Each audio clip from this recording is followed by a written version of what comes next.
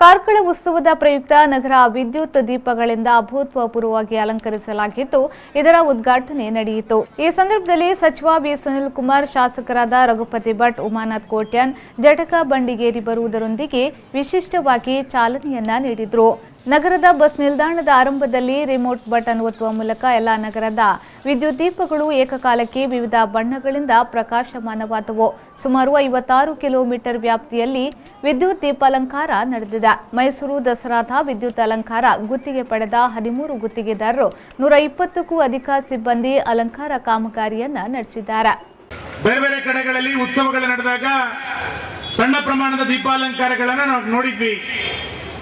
ಈಗ ಕಾರ್ಕಳದ ಈ ದೀಪಾಲಂಕಾರ ಬಹುಶಃ ಮೈಸೂರು ದಸರಾಕ್ಕೆ ಸರಿಸಮಾನವಾದಂತ ದೀಪಾಲಂಕಾರ ಇದು ಅಂತ ನಾನು ಅಂದ್ಕೊಳ್ತೇನೆ। ಇಲ್ಲಿ ನಾವು ಗೋಪಾಲಕೃಷ್ಣನನ್ನ ನಾವು ಕಾಣ್ತಾ ಇದ್ದೇವೆ।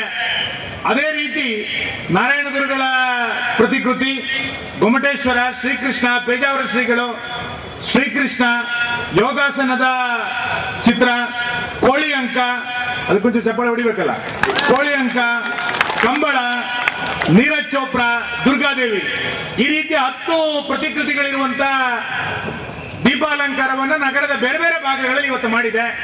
2 ಪ್ರಮುಖ ದ್ವಾರಗಳನ್ನ ಹುಲ್ಕೇರಿ ಮತ್ತು ಜೋಡ್ ರಸ್ತೆನಲ್ಲಿ ಮಾಡಿದ್ದೇವೆ। ಕಾರ್ಕಳ ನಗರದ ಎಲ್ಲ ರಸ್ತೆಗಳು, ಯಾವ ರಸ್ತೆಯನ್ನು ಕೂಡ ಬಿಟ್ಟಿಲ್ಲ, ಎಲ್ಲ ರಸ್ತೆಗಳನ್ನ ದೀಪಾಲಂಕಾರ ಮಾಡಿ, ಎಲ್ಲದೂ ಒಂದೇ ರೀತಿಯಲ್ಲ, ಒಂದೊಂದು ರಸ್ತೆಗಳು ಒಂದೊಂದು ರೀತಿಯಾದಂತ ದೀಪಾಲಂಕಾರವನ್ನು ಇವತ್ತು ಮಾಡಿದೆ।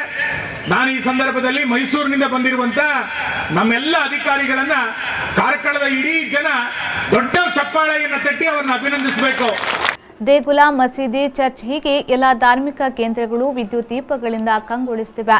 ಇಡೀ ಊರೇ ವಿವಿಧ ಬಣ್ಣದ ಲೋಕದಲ್ಲಿ ಮುಳುಗಿವೆ।